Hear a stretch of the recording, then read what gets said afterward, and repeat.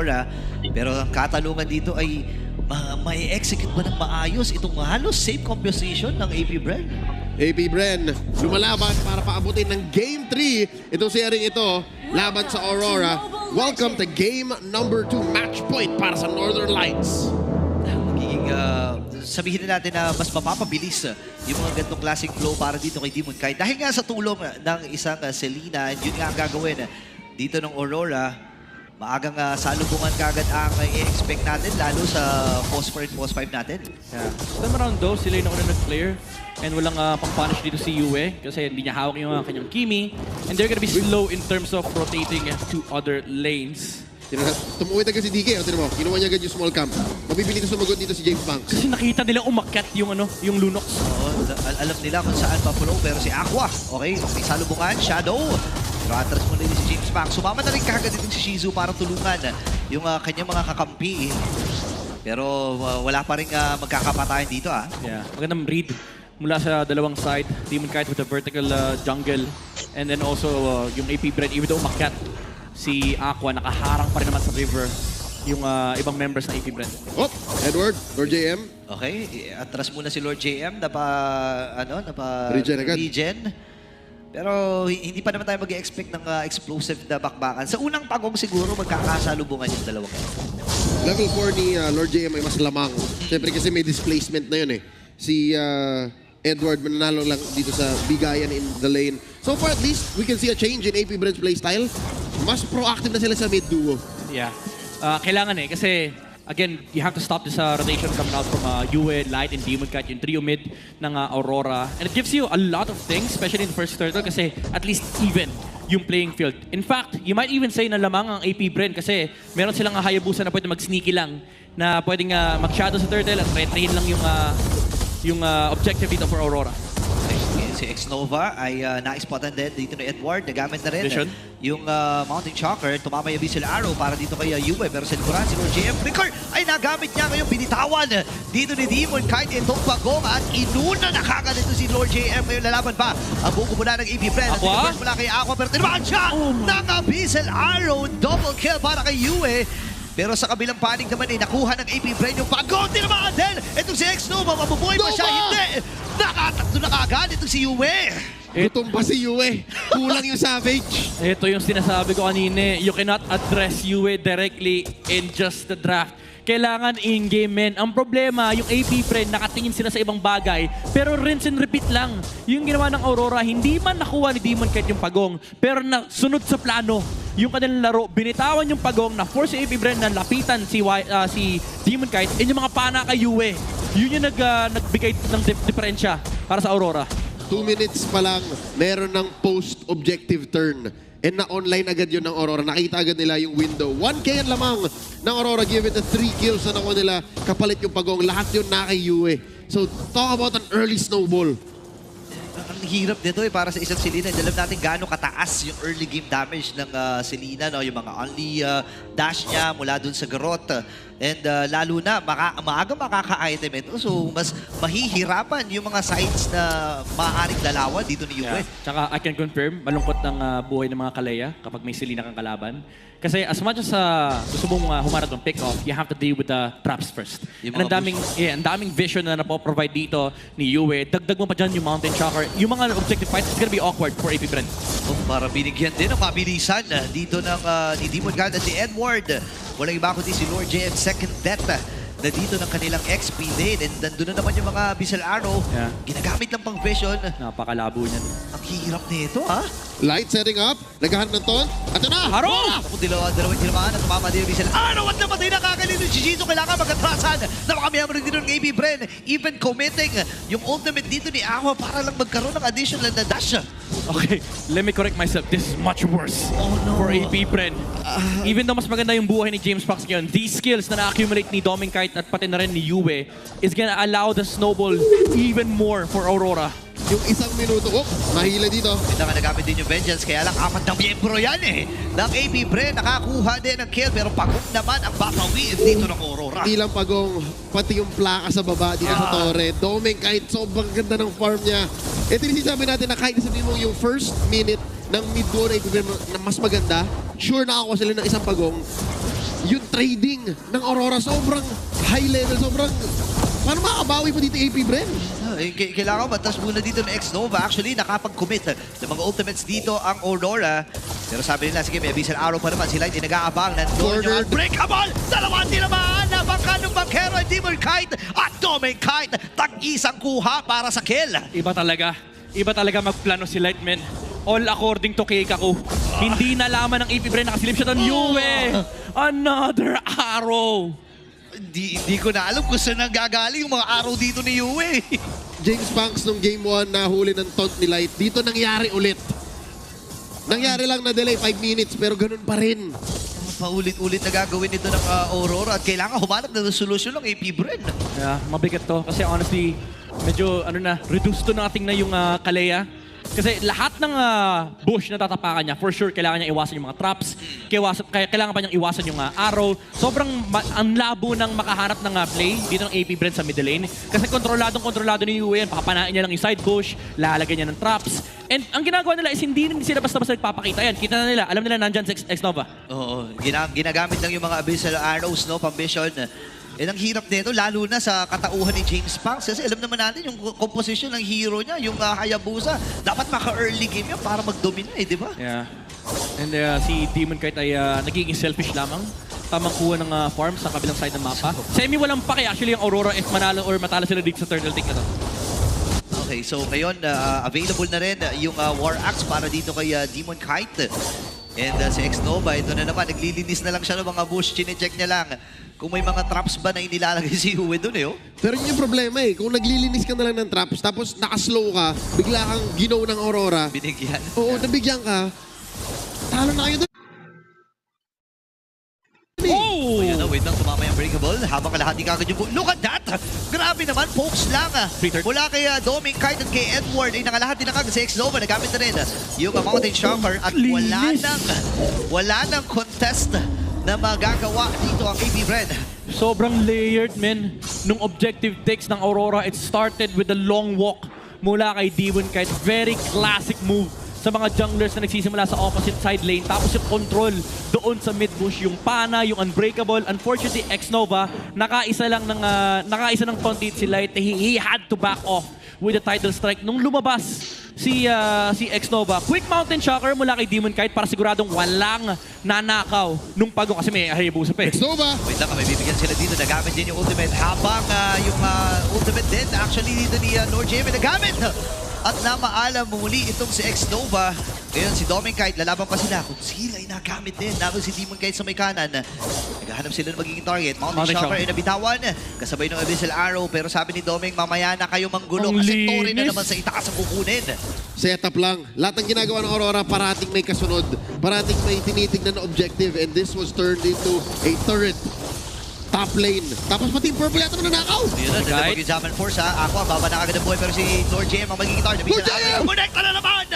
Demon Kite, ladies and gentlemen. Nakakuha na naman ang kill. At si Yue ay tumulong para makuha ni Kite yun. Ang hirap na lang ng laro for AP Bren. Literally every move they make, may response yung Aurora. Even yung attempt nila sa middle lane, they had to commit everything. Yung flicker hook mula kay Lord JM, ultimate mula kay Shizu, even the flicker mula kay X-Nova. Tapos ang sagot ng Aurora, conceal push sa top lane. Diba? Anong sasagot mo doon?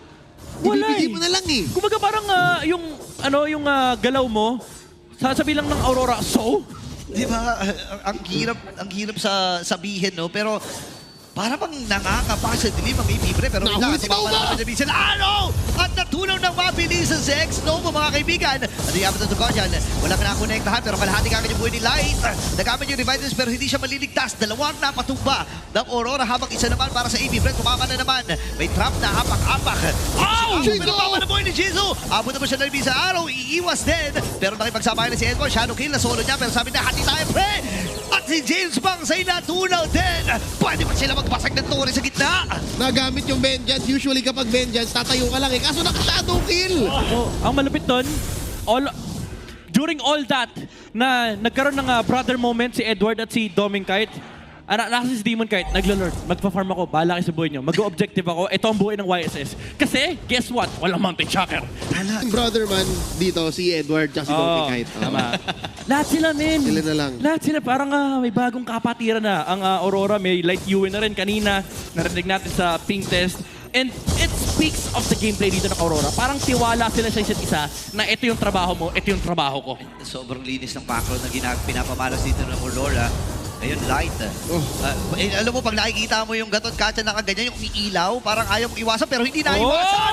Ni Aqua yung pana. Buti na lang nakapag-brilliant siya, pero alam na ng Aurora na may mga expected ultimates. Pero hindi na naman yung combo ng Tsunami Slam and the Venice Rage. May vitalist na gamit na ang hook. Naman ay bibitawan dito ni Lord JM, pero nakakuha na ng kill exo. Pinagsaluan na apat na miyembro dito ng Aurora. Makakuha ng isa si James Pax. Pero buhay pa rin ang apat na miyembro ng Aurora. Taatras muna sila. Binato lahat ng AP brand new skill nila. Sobrang ubos pati battle spell ng dalawa para makatrade Roam for gold. Gusto ko On paper, worth it yun, ha? Yeah, worth it talaga. Pero gusto ko lang sabihin, buhay sana si Dominic kahit kaso nag-conceal si Light. So hindi siya kasama sa hati. Nung shadow kill. Kasi nawala. Kala ko pa naman apat. Nag-conceal yung gatot, men. So, medyo pagka-selfish din sila. Ayun. Sabi niya, ganito kami sa RSG. Ito yun, ituturo eh. Pero in fairness, maganda yung play. Malaki James Punks. Ganda ng attempt, ganda ng angulo. Ito ang magandang angulo rin to. Bibigyan natin belated birthday boy. Kaso hindi na nakuha yung angulo. Nakaamoy. May mountain, may palabas sa Mountain Shocker, Okay, ngayon, kailangan nila mag-atrasan. Kita sila lang. Nagpakita sila dun sa mga minions. Wala. Alam ng Aurora.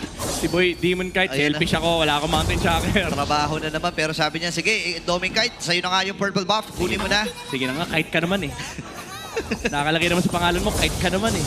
Grabe itong laban na to, man. The damage dealt. Hindi naman nangunguna si Yue. Oh my goodness. Feeling ko karamihan yan, yung mga trap sinasalong trap ni Xnova. Ang sakit kasi niyan, men, yung trap. Lalo if mabuo na yung wishing lantern. Yan yung part na yung medyo mapapaiyak ka na. Percentage based na yun eh. Akala mo parang, okay, sige, sasaligin yung trap. Biglang may pasunod na damage siya. Tapos yun yung masakit. May lumilipad. Yung kulay pink. Di ba yun? Lilipad-lipad. Wait lang, ha?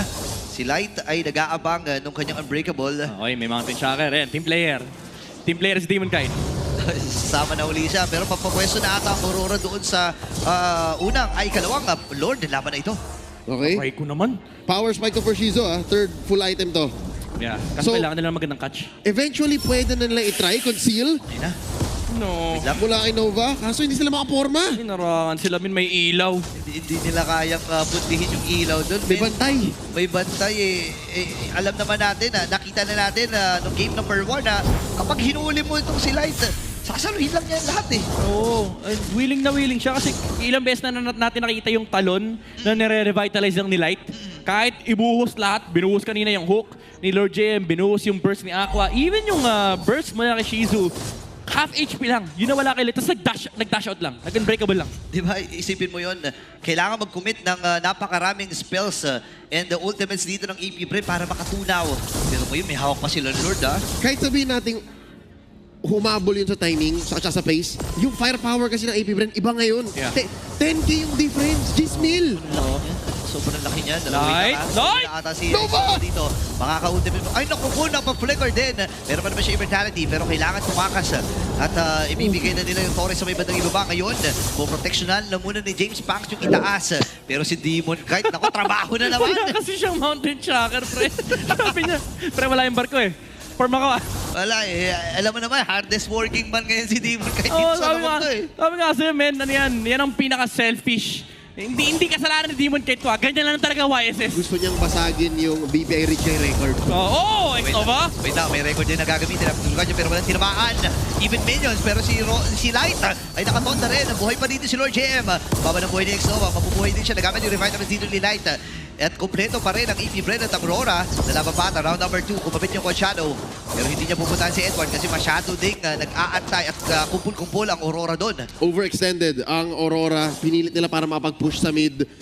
Pero worth it kasi ang nangyari lang dito, AP Bren had a power spike compared to before na sobrang dami lang build para sa trade. Ngayon hindi na siya trade. Yeah. Free kill na lang. Ang next problem nila yung Winter Crown na binuo dito ni Demon Knight. Harder to kill yung YSS this time around. And because of the way Rora's been playing, number 1 target talaga ngayon si Demon Knight, especially in the Lord fights. Pero kita natin kanina, nandun pa rin yung creative approach, no? Yung talon ni X-Nova na forcing Purify ni Doming Kite. And then si James Punks, hinold niya talaga. Hinintay niyang lumabas yung Harit sa Zaman Force, tsaka niya sinadowan, and then umabot ng Shadow Kill. Kita sila, ha? Okay. Naghahabol sila. Ini-spotan lang muna nila doon sa may mga damuhan. Pero sama-sama na muli ang AP Bren. At ayun, nagpailaw din ang AP Bren dito. May window sila, walang Mountain Shockers Demon Kite. Medyo matagal. Kakabato niya pa lang nung barko sa babae. So kaka-cooldown lang yan. Pero tama yung timing yan for the Lord. Yeah. So if you're AP Bren, kailangan mong gumawa ng galaw ngayon. Kaso ang problema, si Yue, yung mga pana niya, 3-in-1 eh. Ang daming dinadaan ng bush. Pag may tinamaan, medyo malas. Pag walang tinamaan, okay lang. Kasi may idea sila kung may tao ba doon o wala. Di ba? May vision. Pang-zone, Yeah, pang-vision, May poke. pampoke. Sulit Diba? 3-in-1. Sulit. Yun na yung 3. Oh, nga, yun pasok. nga. Oo nga. Okay, so, ngayon 8,000 naman ang kalamangan ng Aurora at ilang segundo ay mabubuhay na yung Lord. Maagang pagpwesto ang gagawin ng Aurora. Burst ata ang magiging call. Kasi wala naman laban ng AP Bren eh. Alam nilang hindi nila kayang mag-contest. Mahirap. So alam nila to. Ibibigay nila to. Yan na, nag-Mountain Shocker na. In the next 10 seconds, mag-farm yan. Nako, ito na. Kaso saan? Ayun. Nagpauna sila. Akin to! Actually, Akin yan! i-delay pa nga nila. Hindi nga nila nurse ng maigi para umabot sa 40-second mark eh, no? Itong Lord eh. Hindi na. Usually, yung orange na yan, binibigay sa mga gold laner yan, by the way. Hindi. Purple. Sabi ni DK, hindi. Sa next ka na. Akin to ngayon. Yung purple, kid Doming Kite. Kasi kailangan ng Harit. Kasi basic attacks yung Lee Sun Shin. Naiintindihan naman ni Demon Kite. Yes. Pero nakakatawa yung paunahan sila sa green man. Nagmistulang nagpapaunahan sila. Racing, kumbaga. May sariling minigame to si Demon Kite at si Doming Kite. Ano, brotherhood rivalry. Brotherhood rivalry. Hindi, akin to sabi ni mama eh. Kite rivalry. At least nakita natin na medyo sweet din naman pala si Demon Kite. Oy, wait lang, tinamaan. Nag-bisa na out din si Shizu. Bubuti na lang. Hindi rin naka-follow up dito ang Aurora. Okay. Top lane, merong wave din na papasok. Lord, conceal, slightly delayed. May conceal si Light. And Mountain Shocker. Okay. Revealed ang lahat. May barko pa to. Okay, Lord ay nasa may bandang gitna. Lord JM, makalahati na kagad yung kanyang buhay. Nag-aabang din si Edward dito ng timing. Kailan niya bibitawan yung ultimate pero matagumpay ang pagbuha. Pero meron din burst na gagawin ata at plano dito ang AB Bren.